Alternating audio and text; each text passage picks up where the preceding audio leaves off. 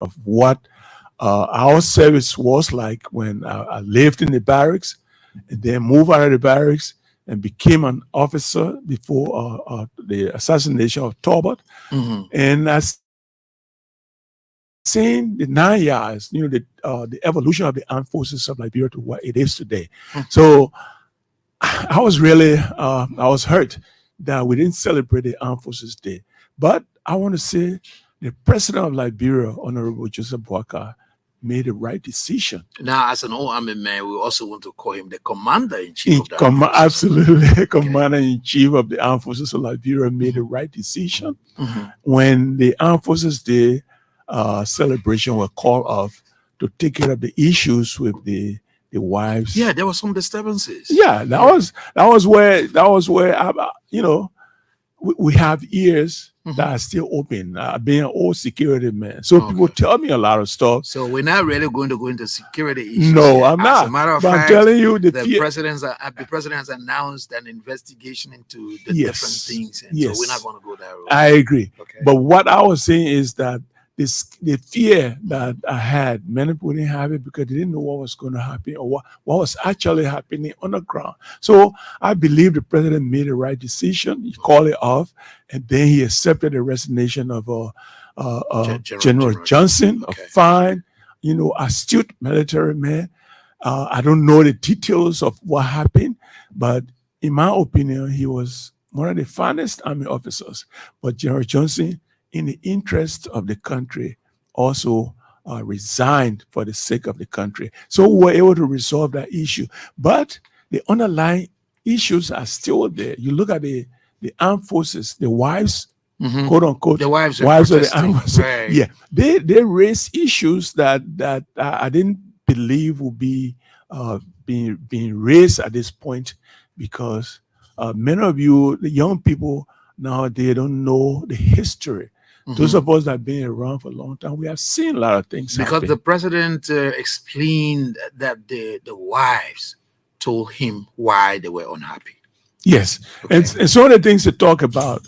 I mean, they have, I don't know, it was 12 count, Mhm. whatever it was. But one of the things that caught my attention was a lady that was talking about not having privacy, you know, Mhm. where they have to share one room or, with two families. Mhm. And she and her husband didn't have any intimacy. Okay. And, because the kids also share the room. But those are the things when I served as Assistant Minister of Defense for Civil Works, those are the things that I thought were taken care of because the root cause or one of the root causes of the coup of 1980 was because of the poor housing condition of the military at the time. Mm. And the government of Liberia, together with the U.S. government, provided substantial amount of money. I was about 29 years old when I became assistant minister, Okay. and we were able to build military housing units all across Liberia, beginning with the Barclay Training Center,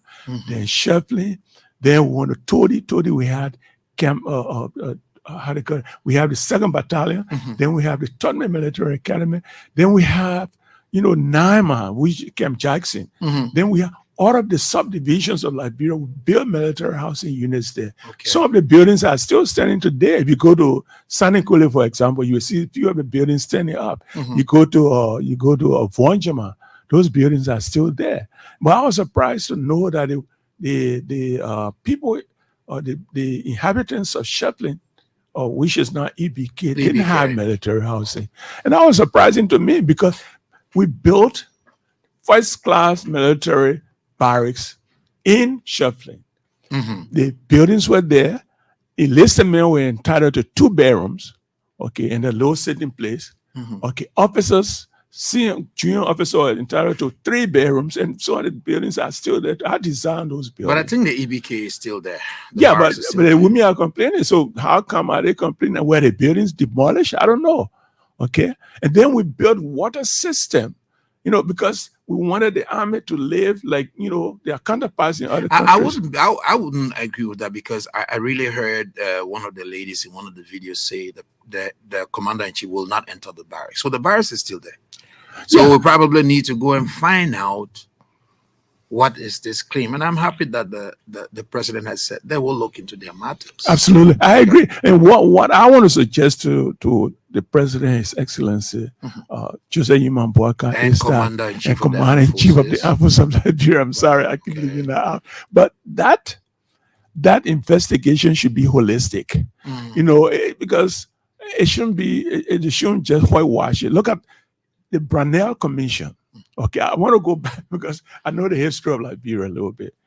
The Brunel Commission, if you some of you remember, similar thing that happened, you know, with this meet, I would call it, you know, I don't want to use strong terms anyway, but Mhm. the thing that happened the other day was similar to a mutiny, you know, because you have women protesting and the men in the background saying nothing, something is wrong. So No, they have to go back. but the men were not protesting. The women were protesting. My brother, I'm sorry. If my wife leave the house in the morning and you know I have a duty to perform, and they go out there and block the street, and you don't see me saying anything, doesn't that say something to you? Doesn't that say if your wife, she might be, you know, independent minded, but she knows her job, she knows what you do for a living. If she goes out there and protesting, it means that she might not, your husband, the husband might not be willing to say what she's saying. And they were there for days. And one of the things that happened, I thank God that it happened in a way that it was handled by the president, the leadership, in a very mature manner. If they have put police people in the street to try to stop those people, you don't know what would have happened. Mhm. As you saw at the latter days of the protest, you see people in civil, ordinary people, like, you know, they were not in uniform, but they were lurking in the background. Mhm. Okay, so there were a lot of things that happened. There are a lot of security things that happened. So what I would suggest to my president, because I voted for President Boaka, Okay. 2017, I took him to my home. He knows that. I ran campaign for him. For that reason, in my district where, you know, it was predominantly CDC, I made a lot of enemies. This time around, after I lost my election as a representative candidate, I went back in the district All and right. ran campaign for him. So he is my president. I want him to be successful, Okay. and I'm willing to sacrifice. I lived, you know, out of the country for a long time. I want to be here. I want to be here in peace. But that investigation should be holistic. It should be similar to what we call Brunel Commission. So people don't know Brunel Commission. Brunel People don't know Commi- your perspective of being holistic. You want to Yes. you want void of this is a security institution, as I I'm said not- to you. Our discussion will be on the lighter side. Yes, I'm not going to go into the detailed security aspect of it. Okay. But this is what the Brunel Commission did. There was an uprising, Right. and the army stood by. They didn't say anything. So Talbot, at the time he was president and commander in chief of the armed forces, went to Guinea and brought Guineans to Kade Mansion. Right. Okay, and then people, the army took offense to that. We heard some of them even parachuted into the Absolutely. So Okay. it's demeaning for a certain president to go to another country to bring, you know. I was in the army. I was an officer in the army, so we're hurt. But he had to do that so as to calm the situation down. And once that was done, he set up a commission. Brunel, Netesier Brunel, he was one of the astute lawyers of Liberia. His office used to be there in the corner of McDonald Street and Benson Street, where the old dealer Zero office used to be. And he approached it from every facet of the Liberian governance structure. The army was involved. At the time, I was a young lieutenant. I was one of those that wrote and gave my candid opinion on what happened. Me and General Wright, who were the only two army officers that were able to. And they brought everything down and gave Tobo the root cause of what happened. Okay. And that's how he was trying to address some of the issues. Unfortunately, he got assassinated. And Tobo, to me, he was one of the best presidents of Liberia, but he was too far ahead of his time because he was surrounded by people who didn't want the system to change. Okay. But he was determined to He change the was very system. progressive. He was very progressive, you know. Okay. I mean, I went with Tobo when he went to my home again. I'm lucky to carry to carry presidents You to my always home. around I presidents. know. Yeah, I took him to my home once upon a time. I carried President Ellen Johnson Sirleaf to my home. You know, I was a young man, very young, going to school, and I was around the people. I was around power. So I won for President Boaka, who is the commander-in-chief, to look in this thing in detail, Okay. like how the Brownell Commission was set up, so Okay. that you will look at the security aspect of it, you look at the welfare aspect of it, because they talk about pension benefit. Okay. These are things that cannot happen overnight. You don't expect to address that. Housing, yes, you got to look at how, the houses that we built those days, what happened to them? Maintenance is one of the issues in Liberia.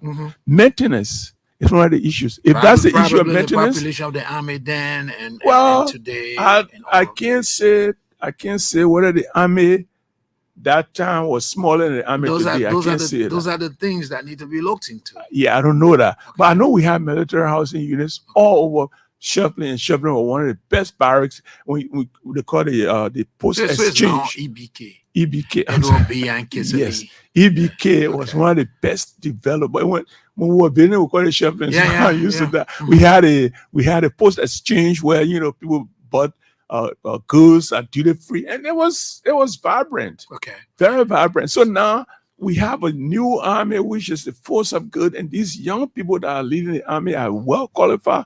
Our days, when I joined the army, we were the first group of people that were recruited from high schools, okay, because they used to go to farms and things and bring people who were athletes. So we were the first group of people, and then you look at the late Samuel Doe, you look at the late General Kulako. They went to our high school campus and recruited us. I'm told then, take for example, if you saw a soldier man from Lofa County, he will tell you to the face, government did not give me English, government gave me guns. So they were, if you know the history of the army, actually, the Liberia Frontier Force was created to collect taxes. So they were tax collectors. Yes. So I mean to help the tax collectors to put fear in them.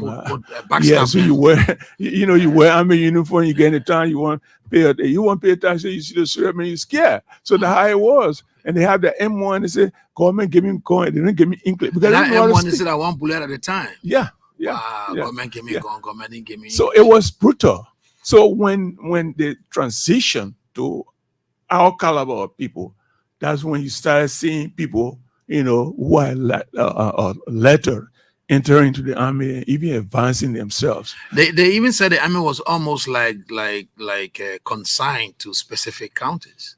That when you told us, I'm a man, you either from a particular county, which may not be the case. I'm drawing this against the kind of military we have today. Yeah, at the time, it was regional. It was mainly because the reason for that is that particular county are very obedient, and army people are supposed to be obedient. So that particular group of people they were drawing from, that different Liberia I'm talking about now. I'm talking about not this Liberia today. So they don't want to get somebody in the army who they will say, okay, beat this gentleman. You say, for what? They want you to carry orders. So you say yes, sir. Yeah, yes, sir. That's it. And today they can tell you took wrong for order. I'm telling you, this is the army that has transformed over the years, and I'm very glad to be a part of that. I work in the ministry of defense for a long time. Of course, I have a profession. I'm a civil engineer. Okay. Oh, you are. Yeah, I'm a civil engineer by training. So you can by tell me education. about the kind of structures that you built at the time. What the durable housing? Very durable housing. Yes, I designed those buildings, and at the time we had the engineering battalion, of the Armed Forces of Liberia. Then we had the Ministry of Rural Development. It used to be Action for Development and Progress. Then we have the Ministry of Public Works. So these three ministries were considered to be infrastructure ministry. So we had the army doing some part of the construction. We have the Ministry of Public Works, which was in charge of design. I have a lot of friends in the Ministry of Public Works that I used to collaborate with to do the design of the structure. And then we have the Ministry of Action and Development, later on became Ministry of Rural Development. So we have these engineers. Then the Army Corps of Engineers were very strong. For example, this road that we used to do called SKD Boulevard, that was a whole swamp area. Who did that? We are the one that did that. Okay, then as an engineer. Where are all of you? Why you're saying all these things, and why haven't you all perhaps come together as a group? Maybe you go to Mr. President and say, "Oh, we are these professionals who can help with this and the rest. Who knows? You might just get called by Mr. President to help with No, the well, process. the thing is, I got some education from one of my friends, Senator. I don't know what I can call names here. Yeah. Okay, one of the senators, he's no senator, Group B. He told me one time, said, Minister Pay, if you don't toot your own horn, nobody, because Liberian people don't look at history. They don't look at history. You have people out. When I was a young man, I managed that military housing unit. I was audited by 3 different U.S. institutions. Right. The Department of Defense, the Pentagon, the U.S. State Department. I was audited 3 times, and I had a very clean record. Can you imagine a young man coming from school and they just put you over the kind of money? So we're able to manage, and then I had U.S. government officials working for me. One of the radio journalists asked me the other day, what I was promoted from captain to colonel. Yes, I was promoted from captain to colonel because when I became assistant minister of civil works, I had the U.S. military mission commander who was a colonel working under me. Wow. Then I had the U.S.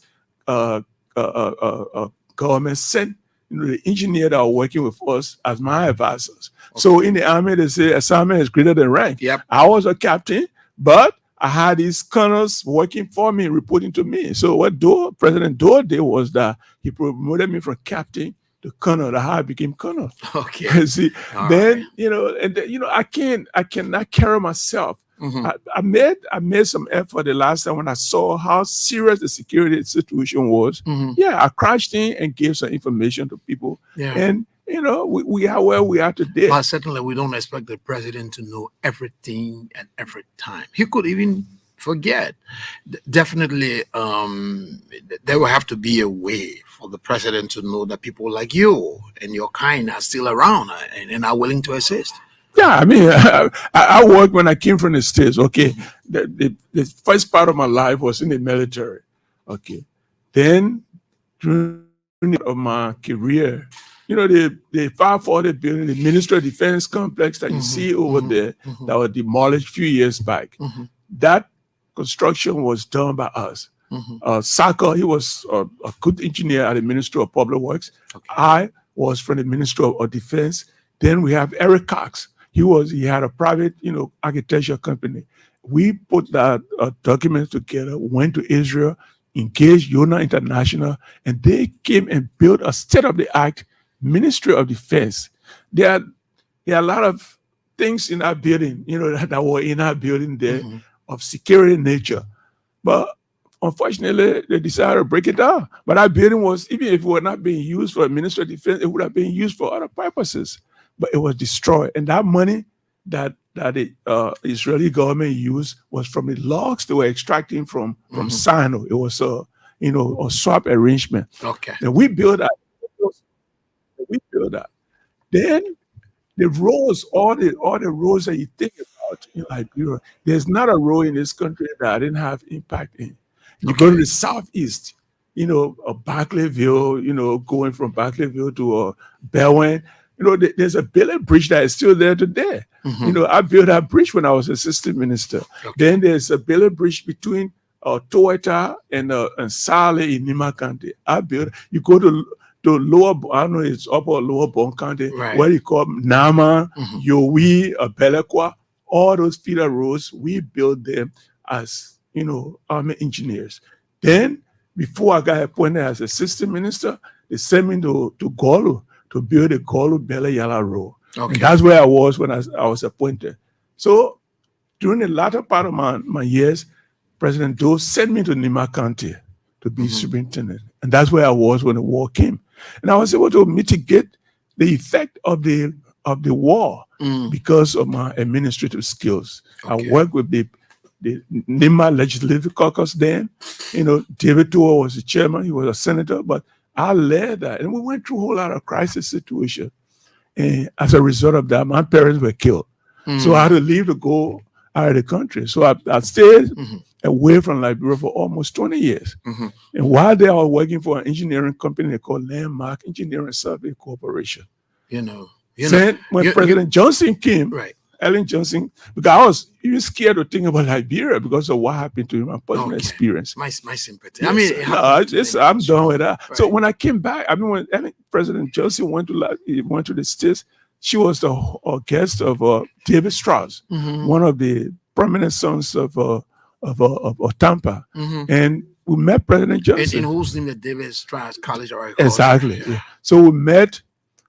My friend of mine, the Dr. Lawrence Segajibo, he is now the I think LERC commissioner, head of. So he and I were serving as president and vice president of the Liberian community. So when we met President Johnson, she told us, "Look, y'all come home. Liberia is now safe." And then, in fact, the way they received her in Tampa, I mean, we were proud. But all we were hearing about Liberia was war. People were low on their head. But when she went the way they talked, about her, it made us to have confidence. And then I came back. When I came back to Liberia, I started my company. It's called JJP, an Associate Design Construction Company. Okay. I was building the same houses that we built for the military. Now I built for Firestone. Okay, those 2-bedroom, you go to some of the Firestone places now, you see them. 2-bedroom for workers. And then officers who are junior staff would be, I think, 3-bedroom. So those were the things I was doing, working for the U.S. Embassy, doing a little contract here, there, and yonder. Then Honorable Kofi Woods, who I didn't know from anywhere then, right. He heard about me, and I was going to go in the Ministry of Public Works. Then he appointed me as a feeder role, Assistant Minister of Feeder Road. Later on, I got promoted again to Deputy Minister of Public Works in charge of Rural Development and Community Services. All of these areas of service are up again. I mean, road maintenance, for an example. Yes. Don't forget, under the president's arrest agenda, roads are a key component, right? Yeah. Roads, by extension, infrastructural development. So I would think that by all means, I insist, you will have to let the president know that you're still around, and probably this could be one of the channels that he's listening today, or maybe the people at the Ministry of Public Works. They could hear you, visit the ministry, and say something to them. Probably we could make use of your vast knowledge to help with this process as well. As a matter of fact, Minister Giddings, who is now Minister of Public Works, and I worked at the Ministry of Public Works, and he worked as Deputy Minister for Administration, while I worked as Deputy Minister of Rural Development and Community Services. He and I had a very good rapport, and he was connected. Being a military man, I was not too political to be identified with a particular political party, because that's my training. As a military man, you're supposed to be apolitical. It doesn't mean that you are not a politician, but you don't identify yourself with a political party. So maybe that's one of my shortcomings. But now we're standing, with President Bouaka. I supported him. I supported Unity Party, but I was not going to party meetings and so on. But Giddings was doing that. So he and I had an arrangement. In fact, I volunteered to work on the infrastructure cluster, because when the president makes a statement, like when he said, in the first 100 days of my administration, no car can start, that is a policy statement. It's a policy pronouncement. So I want to get in and say, look, you know what? I know you are closer to the president, you are closer to the power that be, but I am willing even to volunteer to see how we can jumpstart this whole thing. Even the road fund, as Minister Giddings, the road fund, we all did all of those things together. There are infrastructure. I mean, there are things that we can tap into right away to get it started. But up to now, of course, I mean, I look forward to working, but that's why it is. A lot of people are waiting and looking up to working, and I will hope that somebody with your education, your experience over the years, your contribution to the process, I hope Minister Giddings and even perhaps the president or those around him will hear you and then take the opportunity to sit to talk with you, call you and see what is it that we all can contribute. But back to the situation, I heard the day after the women apologized for causing obstruction. People were now moving here and there, yonder, and again, we're not going into the big security things, but if people have grievances, I know people react differently. Yes. But what would be your candid advice? I mean, under this, there's a new government that is still trying to find its, footing. Yeah. Forget the politics. Politics will always be politics. Those who are who are in power and are in opposition, of course, they're ready to run with it. We're looking for every mistake you make. Everything that you don't get right. We're looking to blow it to our advantage. So, but what would be your advice? You have legitimate concerns, legitimate grievances. Was that clearly you keep saying there was the army men who said nothing when the army wives were out there. Yeah. So probably that was reason to be concerned. But what would be your advice when you have these kind of grievances that may be legitimate? How to go about doing them, other than the way we did it, resulting to canceling, if you will, or maybe the president said the order was have a low key activity. Normally, I mean, armed forces, they were not low key. I was listening that morning, ELBC was carrying the hoisting of the flag, and I was like, wow, today is Armed Forces Day. We're getting ready to go and see the arts rise, the schools drilling, and all of that. But it didn't happen. So, what would be your advice when we have this kind of situations? How do we approach them? The first thing is that, in my own vocabulary, there's nothing like low-key Armed Forces Day celebration, because that's a celebration that everybody looks forward to. The paramilitary, the schools, everybody look forward to that. In fact, people leave their houses like 4 or 5 o'clock in the morning to sit down there to find a space. So I think it was out of necessity when the president made that, or when he pronounced that.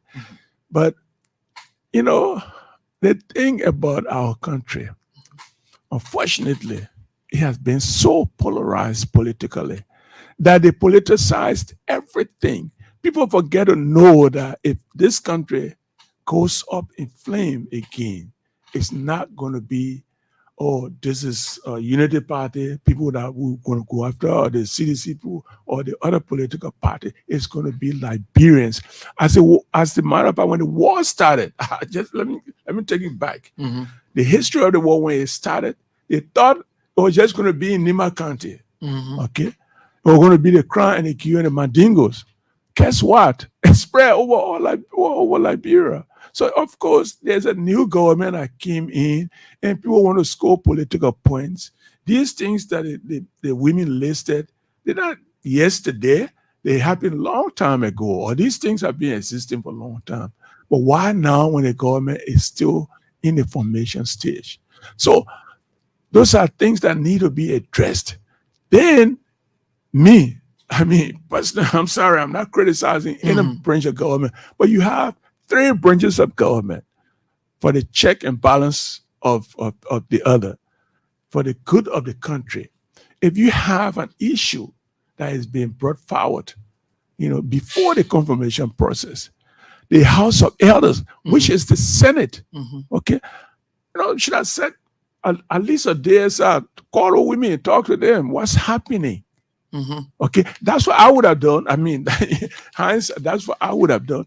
But when you leave them hanging and then you go ahead and confirm the person, it creates that impression that you do not care. Unfortunately, I'm not speaking for them. Yeah, but even we're told there were discussions held with them. Yeah, well, if the discussion were held, their number one concern. I mean, just the records are there. Play the clips, right? And there were things they raised. Were there any of those things addressed? I don't think so. Okay. Even with the issue of apologizing, it's like it's after the fact. The damage has been done. Yeah. So when you go and apologize, what difference does it make? Our international community, when President George Manuel Weah, when he had about 22,000 votes separating him from that of President Boakai, right? He accepted, he conceded defeat. Even his supporters, his partisans didn't agree with him on that. He did the honorable thing because he has the interest of the country at heart. So sometimes you swallow the bitter pill for the sake of the country. So people that were confirming people, should I say, look, one day, look, I don't know you got children, but if you have a child in the house and one of them bring complaint, you don't just brush it under the table. Okay. You gotta say, look, let me see what you're saying. You know, at least pacify the person who was angry, even if you think it's wrongfully. But unfortunately, it didn't happen. And I believe it's a learning experience, but it shouldn't be happening in this government. It shouldn't be happening. You know, I tell you the truth. I would, if it happened in President Weah government, because these were young people that are not being in government before. But if you have people who are being in government and know how government runs, and you see these kinds of things happen, address them.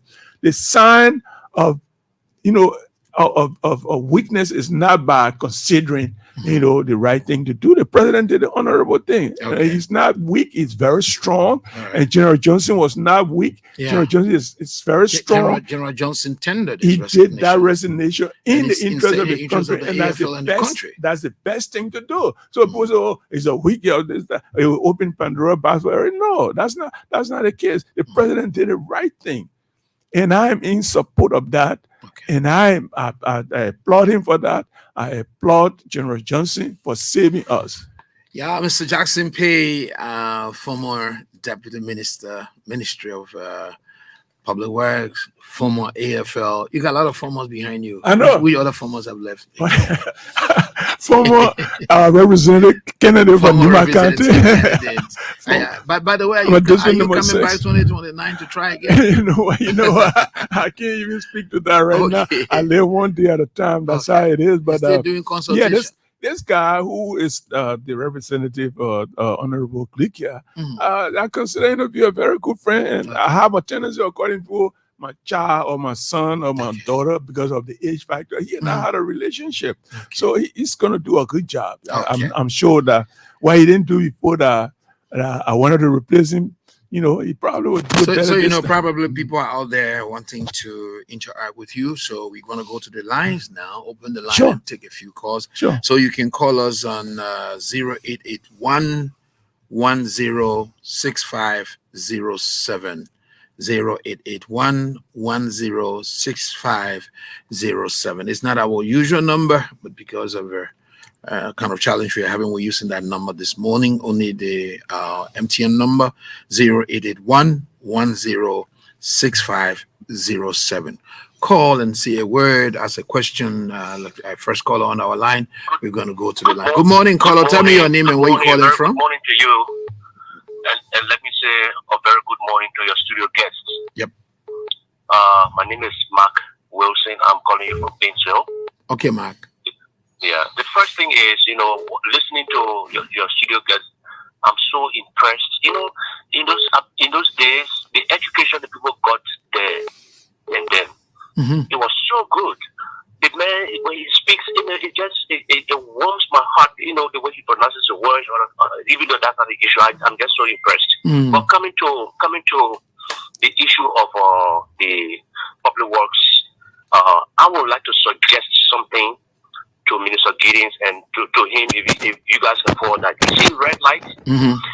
That whole red light, central red light, where they got the pavement or different pieces of partition. I want to suggest if they can do a roundabout. That roundabout will make traffic a lot easier to move. And in the center as a design, I will propose a tower that will have a tower with red light on the top of it to just symbolize the name of the place. So I'm just begging you guys, try your best to look at that red light, that central red light. It's difficult for vehicles to move. There's a need for a real big roundabout to make traffic move. So thank you, studio guests. I really appreciate you. Your background as a military man is so wonderful. Thank you. God bless you. Thank you. And before I leave red light or get the next caller, yes, that red light, you might do the infrastructure, but maybe you need to also partner with the security forces, you know, because the human traffic itself to control down the vehicular traffic. Yeah, we're still taking calls on 001 106507 001 106507. I saw Ahmed Pabai was trying to call. Ahmed, you can call. I think Ahmed is on the line. Let's go to this line and then speak to Ahmed Pabai. Ahmed, good morning. Good morning. How are you? I'm doing very good. A long time radio personality. Where are you, sir? You're in Monrovia, the DMV? Yes, sir. Your voice is rejuvenated as well. Okay, but go ahead. We're listening to you. You want to contribute. I got to your program, and the reason I called is because Honorable Bay there, my first time in I covered elections, so I'm a freelancer. Okay. And I bumped into his campaign in Nimba County. Was it in Bewale, district number 6? Somewhere there. Yeah. He's saying district number 6. District number 6. Good morning, Dad. How are you, sir? I'm doing pretty good. Thanks. Thank you so much. You might not outrightly remember me, but I remember the dark singing fellow, the journalist who. Oh my word, we lost Ahmed Pabai. We lost Ahmed Pabai. Well, sorry about that. But you know, I mean, he has kind words for you, interacted with you, and the rest of it. We can take 2 more on 0881 106507, 0881 106507. You will be live. You'll be here directly talking to Honorable Jackson P, who's spoken very well about what he could potentially contribute. So let's see whether there's a call. Okay, that call dropped, but you still have at least. We can take this call now. Caller, good morning. Your name and where are you calling from? Good morning, panelists, and good morning to your guest. Right. So what's your name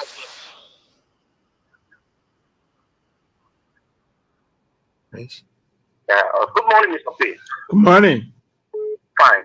Thank you so much. And I just felt so excited and amazed by your way of talking. You really are disciplined from general.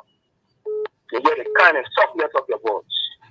But I recommend to you and as well as those listening, especially for the Minister of Public Work and the President as well, to the Department of Press for Ghana, said, to please send your name at least that you can be at least an executive minister for your business. And I know the red area coming to red light. That place was detour. The public is, the traffic is so bad because of the market, that new market. People don't participate up to 15 to 1 minute sometimes. So those living at least some public will get a leave for a detour. Whatever sort of direction we do, a good opinion approach is get to red light easier. Thank you so much this morning, and I follow you. I'm really happy on what you said, man. Thank you. We got people in this country. Okay, thank you very much. Aloysius there with his contribution. We can take 2 more. We can take 2 more. So you can call us on the number 0881 106507. 0881 106507. Let's take this caller. Caller, hello, your name, where are you calling from? Good morning. My name is Moses Tuasoya. I'm calling you from ELWA. Moses, let's hear you. One of the best species we have in the country is Honorable Jackson P, who sits in studio there, evidenced by his experience and everything. But the difficulty in our country is you have the political alliance. This is a professional civil. I listen to the other John True FM, it breaks my heart. That people like this will not be called and say, okay, because Jackson P then should be playing a advisory role in this area.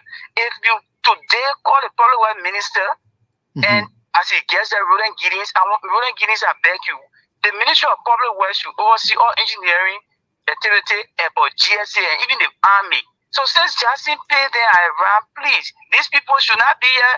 Jackson P does not bear any new salary from you. Since he's a patriot, he loves this country and he's fighting. I'm calling on the government and Mr. Roland Giddings. Please, the army, this is an opportunity, a reservoir for you that you're sitting by and you're drowning. Please, thank you. Thank you. Thank you so much. That's our last caller. We're not taking any more calls. We don't have a lot of time. A lot of people are happy with the way you sound. Thank you. You listen to the callers. Yes. What's your reaction?